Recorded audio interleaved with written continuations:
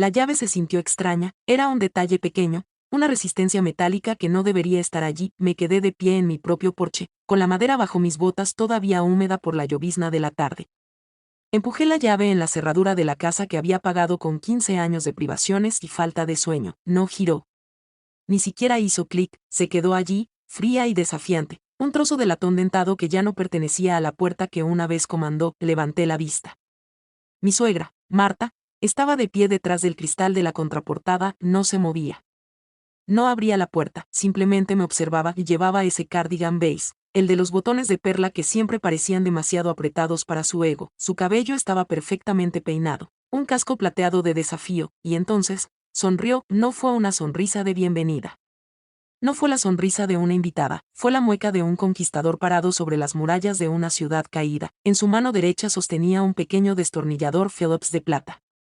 La punta capturaba la luz gris del cielo nublado. Junto a sus pies yacía el viejo cilindro de la cerradura. Mi cilindro, el que instalé el día que nació mi hija, el que había tocado cada uno de los días durante una década. Yacía en el felpudo como una concha descartada. La seguridad era deficiente. Elena, dijo a través del cristal. Su voz era delgada, como papel frotándose contra papel. Decidí modernizarla. Por la seguridad de la familia, por supuesto. Mi corazón no solo se aceleró, sentí que intentaba escapar de mi pecho. Era un golpe físico contra mis costillas, un ritmo sordo y doloroso de comprensión. Miré sus ojos. Esos ojos pálidos que no parpadeaban. Ella no lo sabía, no sabía nada de la escritura en la caja de seguridad, no sabía nada de la cláusula Lupita en el fideicomiso que dejó mi abuelo. Ella pensaba que me estaba dejando fuera de mi vida, no se daba cuenta de que se estaba encerrando en una jaula que yo había construido hace años. Todo comenzó con una caída, un tropiezo dramático y bien calculado en su propia cocina, a 2 estados de distancia. Marta llamó a mi esposo, David, sollozando sobre las escaleras y la soledad. Solo soy una carga ahora. Había suspirado por el altavoz. Vi cómo la culpa recorría el rostro de David como una marea. Vi su determinación desmoronarse antes de que ella terminara la frase. Puede quedarse en la suite de invitados, dijo David esa noche. No preguntó. Lo sugirió con el tono de un hombre que ya lo había decidido, solo por unos meses. Hasta que recupere sus fuerzas. Miré mi casa, mi fortaleza, y sentí un escalofrío. Marta llegó un martes, no trajo una maleta, trajo un camión de mudanza. Trajo muebles pesados de roble que no encajaban con nuestra estética, trajo cajas de reliquias que olían a naftalina y resentimiento. En una semana, la suite de invitados no fue suficiente. Primero, fue la cocina. La forma en que organizas tus especias es caótica, querida, dijo. Las movió, luego movió la harina. Luego los platos. Llegaba a casa del trabajo y encontraba mi propia cocina transformada en una tierra extranjera. Buscaba la sal y encontraba un gato de porcelana decorativo. Es más acogedor así, ronroneaba ella. Sentí el veneno entonces, pero me quedé callada por David, me quedé callada porque pensé que estaba siendo la mejor persona. Luego vinieron los documentos perdidos. Tenía una oficina en casa, un santuario donde guardaba los archivos de mi firma de arquitectura. Una tarde encontré la puerta entreabierta. Marta estaba dentro, quitando el polvo. Tienes tanto desorden, Elena. Solo intentaba ayudarte a encontrar espacio. Mis carpetas azules, las que contenían los planos originales de la propiedad, habían desaparecido. Cuando le pregunté por ellas, me miró con una inocencia de ojos abiertos y vacíos. No he visto ninguna carpeta azul, querida. ¿Estás segura de que no las traspapelaste? Has estado tan estresada últimamente. El gaslighting era un veneno de acción lenta. Era la forma en que le decía a David que yo había olvidado apagar la estufa. Era la forma en que accidentalmente encogía mis suéteres de lana favoritos en el lavado. Era la forma en que hablaba de la casa familiar como si ella hubiera sido quien sangró por ella. La observaba. Observaba la forma en que manipulaba el espacio. Empezó a invitar a sus amigas a tomar el té cuando yo no estaba en casa. Encontraba sus manchas de lápiz labial en mis copas de cristal. Encontraba el aroma de su perfume, pesado, floral e intrusivo, persistiendo en mis pasillos. Estaba marcando su territorio, estaba tratando mi casa como una piel en la que intentaba meterse, y entonces, empecé a notar los susurros. Entraba en una habitación y el aire se enfriaba. Marta y David estaban acurrucados, sus voces bajando a un murmullo tenue. Ella es simplemente territorial, la oí decir una noche. Es una pena. Después de todo lo que hemos hecho para ayudarla a mantener este lugar, ella no había gastado ni un centavo. No había movido ni un dedo, era un parásito que creía ser el anfitrión. Me di cuenta entonces de que no solo se estaba quedando con nosotros, estaba intentando reemplazarme, quería la casa. Quería el estatus y quería el control, pero Marta cometió un error fatal, asumió que porque yo estaba en silencio, era débil, asumió que porque yo era una constructora, no sabía cómo demoler. Olvidó que yo conocía cada cable, cada tubería y cada resquicio legal en estas paredes, yo conocía el código Lupita, conocía el secreto que había enterrado en los cimientos de la escritura, y mientras estaba allí en ese porche, mirándola a través del cristal de la puerta que acababa de robar, no lloré, no grité. Simplemente metí la mano en mi bolsillo y sentí el peso de mi teléfono, la trampa ya estaba puesta, el colapso de 3 días estaba a punto de comenzar. No intenté derribar la puerta a patadas. No le di la satisfacción de verme perder la compostura. Miré a Marta directamente a los ojos, me ajusté el abrigo y caminé de regreso a mi coche. Mientras me sentaba en el asiento del conductor, podía verla a través del espejo retrovisor. Seguía allí, una silueta en el marco de la puerta, probablemente regocijándose en el calor de lo que ella creía que era una victoria absoluta. Ella pensaba que tenía la posesión. Pensaba que porque su nombre figuraba en un par de facturas de servicios públicos que había interceptado y pagado, tenía un derecho. No sabía que yo había estado jugando un juego mucho más largo. Saqué mi teléfono y marqué un número que tenía guardado bajo el nombre de jardinería. No era un jardinero. Era Márquez, mi capataz principal de la firma. ¿Está listo el equipo?, pregunté. Mi voz era una línea plana y fría. Listos y esperando, Elena. Tenemos los permisos. Todo está firmado. Bien, dije. El día 1 comienza ahora.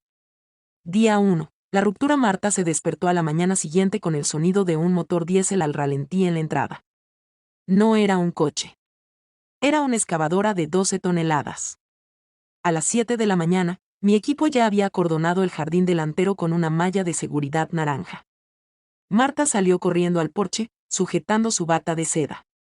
¿Qué significa esto?, chilló por encima del rugido del motor.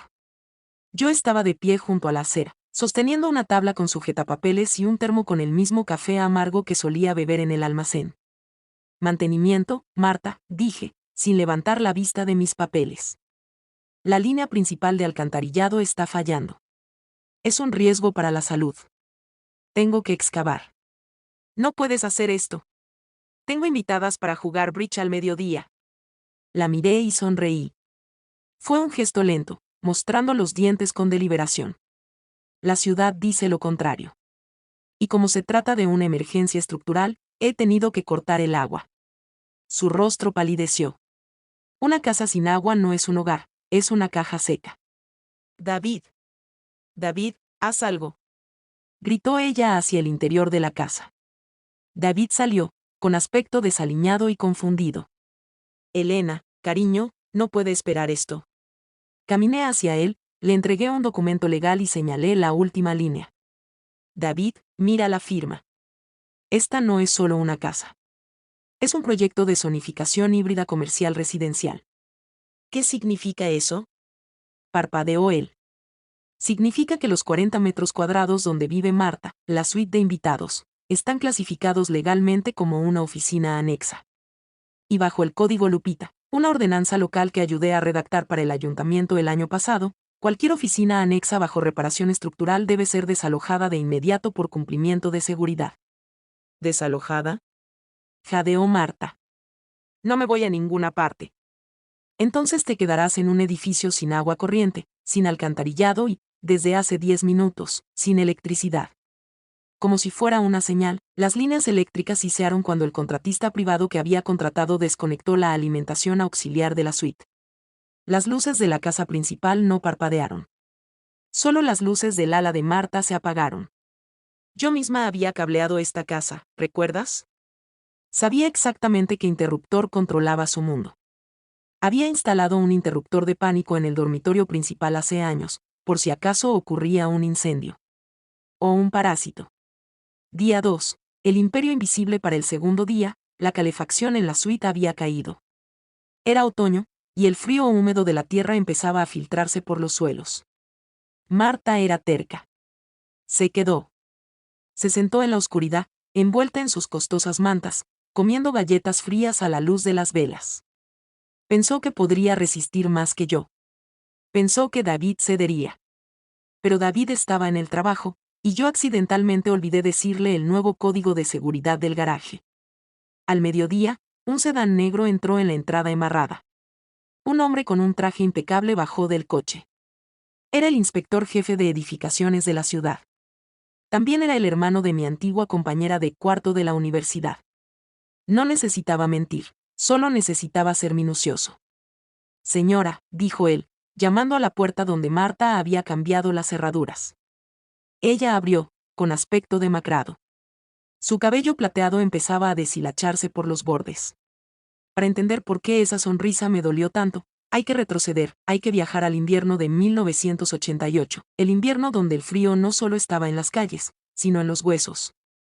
Yo no nací en una oficina con aire acondicionado, yo nací en el barro, trabajé hasta que mis manos sangraron, trabajé hasta que el sol se cansó de mirarme y la luna se convirtió en mi única compañera. Recuerdo el olor de ese primer taller, olió a aceite quemado, a metal viejo y a sueños que se oxidaban.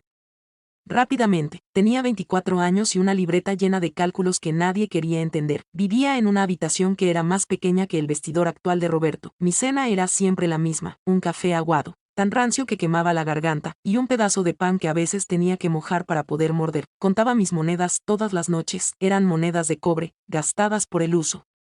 Las ponía en fila sobre una mesa de madera que cojeaba 1, 2, 3, cada moneda representaba un minuto menos de sueño y un gramo más de cansancio. Recuerdo una noche en particular, el 14 de noviembre de 1990, la temperatura bajó tanto que el agua en el vaso junto a mi cama se congeló. Yo no tenía calefacción, me envolvía en 2 mantas raídas que olían a humedad y a esfuerzo. Me senté frente a mi mesa de dibujo, con los dedos tan entumecidos que apenas podía sostener el lápiz. Esa noche, diseñé el primer prototipo de lo que hoy es el núcleo de la industria de este país. No lo hice por gloria.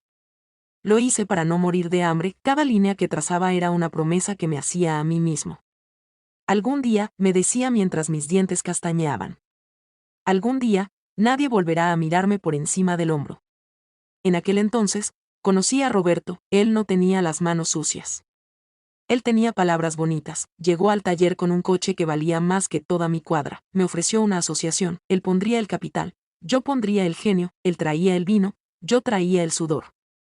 Pasamos años construyendo lo que hoy es un gigante. Recuerdo haber pasado navidades enteras en la planta de ensamblaje. Mientras otros brindaban con sus familias, yo ajustaba válvulas. Mientras otros dormían, yo revisaba las cuentas para que no nos faltara un centavo. Vi cómo mis amigos se casaban, tenían hijos y veían crecer la hierba en sus jardines. Yo solo veía planos, solo veía el color azul de las chispas de la soldadura, solo escuchaba el rugido de las máquinas que se convirtieron en mi única familia. Hubo meses donde la empresa estuvo a punto de quebrar. En 1998, tuvimos que decidir entre pagar los salarios o pagar la luz. Yo no cobré mi sueldo durante 6 meses. Vendí mi viejo reloj, el único regalo que mi abuelo me dejó, para que mis obreros tuvieran comida en sus mesas. Roberto, en cambio, no vendió nada, él pedía préstamos. Él hacía promesas que yo tenía que cumplir con mi trabajo. Yo era el motor. Él era la carrocería brillante que todo el mundo admiraba, y yo acepté ese papel, lo acepté porque creía en la lealtad. ¿Qué palabra tan estúpida es la lealtad cuando se trata de hombres con trajes caros? La lealtad para mí era un pacto de sangre, para él, la lealtad era simplemente una herramienta de marketing. Recuerdo el día que firmamos la expansión internacional en 2005, estábamos en un hotel de lujo en Ginebra, las cortinas eran de terciopelo pesado y el champán costaba más que mi primer coche. Roberto levantó su copa y me miró a los ojos. Sin ti, Arturo, no somos nada, dijo con una voz que sonaba a verdad. Yo le creí. Ese fue mi mayor pecado, creer que el brillo en sus ojos era admiración, cuando en realidad era el reflejo de los billetes de dólar. Trabajé hasta que mi salud empezó a pasarme factura, trabajé hasta que mi espalda se curvó bajo el peso de una responsabilidad que no era solo mía. Recuerdo las madrugadas a las 4 a.m. Esa hora donde el mundo está en silencio y el frío de la oficina es más cortante. Me quedaba mirando la ciudad desde el ventanal, preguntándome si todo valía la pena. Miraba las luces de las casas y pensaba en las personas que dormían seguras gracias a mis patentes. Ahorré cada centavo sobrante, no para lujos, sino para el fondo de emergencia, un fondo que Roberto no conocía, un fondo que guardaba en una cuenta bajo un nombre que ya nadie recordaba, porque en el fondo de mi mente, Una pequeña voz me decía, cuidado. Esa voz era el instinto del hombre que nació en el barro, el instinto que te dice que cuando alguien te sonríe demasiado, probablemente está buscando dónde clavarte el puñal, pero durante décadas, silencié esa voz. La silencié con más trabajo. Con más sacrificios, entregué mis mejores años a una entidad que no tiene alma, entregué mi visión a un hombre que no tiene escrúpulos, y mientras yo construía los cimientos de piedra, él se encargaba de que la escritura solo llevara su nombre, o eso es lo que él creía. Esta estructura ha sido marcada para una auditoría de cimientos profundos, dijo el inspector. Necesito ver los permisos para las recientes modificaciones. Señaló la nueva cerradura de la puerta. Cambiar un punto de salida primario en un anexo con zonificación híbrida sin un permiso es una violación de clase B, recitó monótonamente. Eso es una multa de $500 por día, contando desde el momento de la instalación. A Marta se le desencajó la mandíbula. Es una cerradura. Es solo una cerradura. Es una alteración no autorizada de un punto de seguridad estructural, corrigió el inspector. Y dado que la propietaria registrada, Elena, no lo autorizó, técnicamente es manipulación criminal de un activo comercial. Yo estaba al fondo, apoyada en la excavadora. Observé cómo la comprensión empezaba a calar en ella. La casa no era su fortaleza. Era un campo de minas legal. Cada mejora que había hecho, los estantes que había clavado en las vigas, el papel tapiz que había colgado, era una renovación no autorizada. Yo había documentado cada una de ellas. Tenía un expediente de 200 páginas sobre su ayuda. Lo llamé el inventario de intrusiones. A las 4 de la tarde, llegó un notificador judicial. Le entregó a Marta un sobre grueso. No era un aviso de desalojo. Esos tardan meses. Era un cese y desista por infracción de propiedad intelectual. ¿Qué es esto? Siseó ella, con la voz quebrada. Estás usando mis diseños de interiores patentados para tu negocio de decoración de casas, Marta, dije. Vi tus publicaciones en Instagram. Estás vendiendo el método Marta usando mis planos y mi ebanistería a medida como fondo. Esa es mi propiedad intelectual. El imperio invisible de esta casa pertenece a mi firma. Te voy a demandar por el triple de las ganancias de tus últimas 3 consultas. La mueca que tenía el primer día había desaparecido. En su lugar, había una máscara de puro y absoluto pánico. Día 3. El colapso del tercer día fue el más silencioso. La excavadora se había ido, dejando una enorme y abierta zanja en el jardín delantero. La zanja no era para el alcantarillado. Era para la nueva piscina de reflexión que había decidido instalar. Una piscina que, por casualidad, se situaba exactamente donde solía estar la entrada privada de Marta. Para entrar en su suite, ahora tenía que cruzar un tablón de madera estrecho y embarrado. Ella estaba junto a la ventana, viendo cómo la lluvia llenaba la zanja. Parecía un fantasma en una mansión embrujada. David finalmente llegó a casa, con el rostro marcado por el estrés de estar atrapado entre 2 fuegos. Elena, por favor, suplicó. Es mi madre. No tiene a dónde ir. Tiene su propia casa, David, y le recordé suavemente. ¿La que alquiló a su hermana?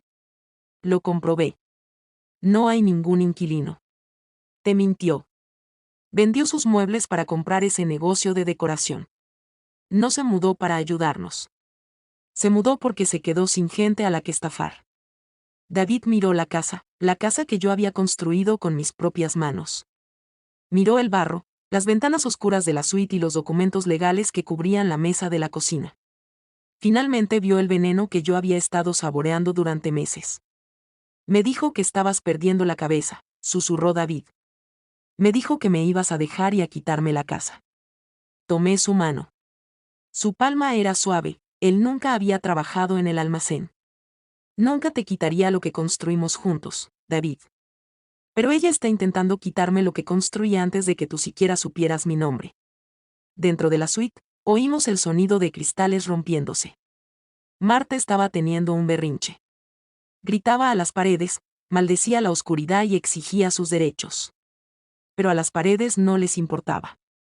Las paredes estaban hechas del yeso que yo había sostenido con mi propia cabeza. Las tuberías eran las que yo había soldado con mi propio soplete. La casa conocía a su dueña. Y no era ella. Caminé hasta la puerta de la suite, la de la cerradura plateada. No intenté abrirla. Simplemente golpeé la madera. Los de la mudanza estarán aquí a las 8 de la mañana, Marta, dije.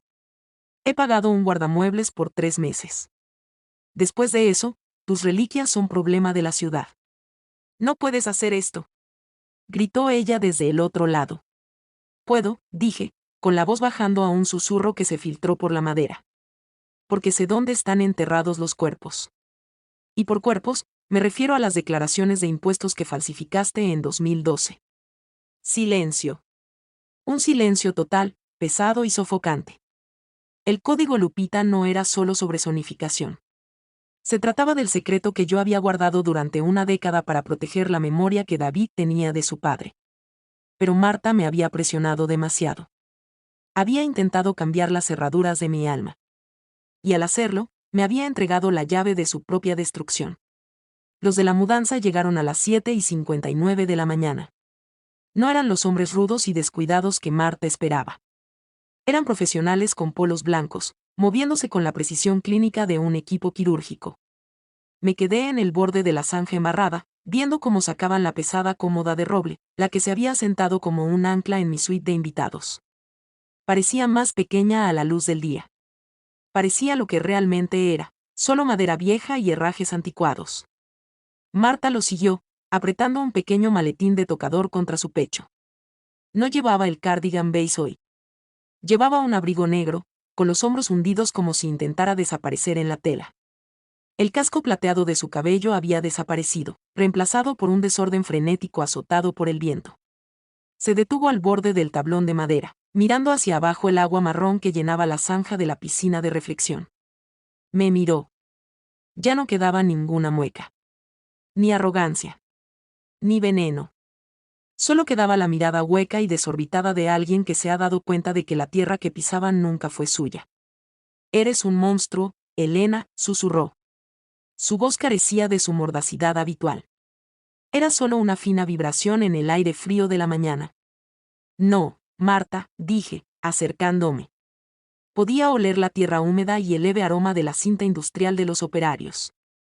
Soy una constructora. Y los constructores sabemos que si una estructura se está pudriendo por dentro, no se pinta encima. Se derriba hasta las vigas. Se busca la plaga. Y se elimina. Metí la mano en mi bolsillo y saqué un objeto pequeño y pesado. Era el cilindro de la cerradura original. El que ella había tirado al felpudo como si fuera basura. Se lo tendí. Pensaste que un trozo de metal y una llave nueva hacían que esto fuera tuyo, dije.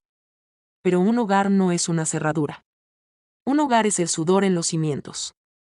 Son los turnos de las 4 de la mañana. Es la integridad de las personas que están dentro. Intentaste robar el fruto de 20 años de mi vida porque eras demasiado perezosa para plantar tus propias semillas. Ella extendió la mano, temblorosa, y tomó la vieja cerradura. Era un peso pesado e inútil en su palma.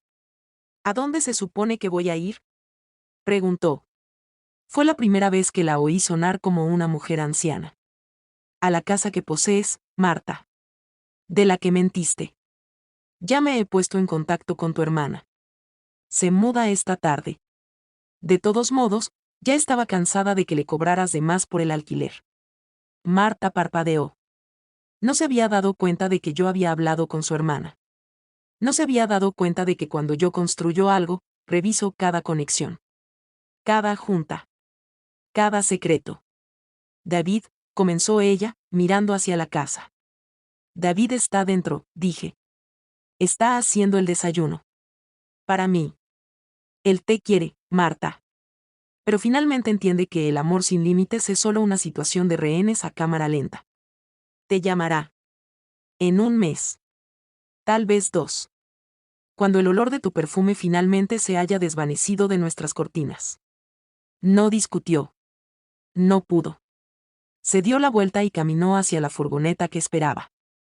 Cruzó el tablón de madera, con sus tacones caros hundiéndose en la arcilla blanda que yo había excavado con mi propia pala años atrás. Vi cómo la furgoneta se alejaba. Vi las luces rojas traseras desaparecer en la curva de la entrada. El silencio que siguió fue lo más hermoso que jamás había escuchado. No era el silencio de una tumba. Era el silencio de una página en blanco. La reflexión regresé a mi casa. No usé la puerta principal. Entré por el garaje, pasando por mi banco de trabajo.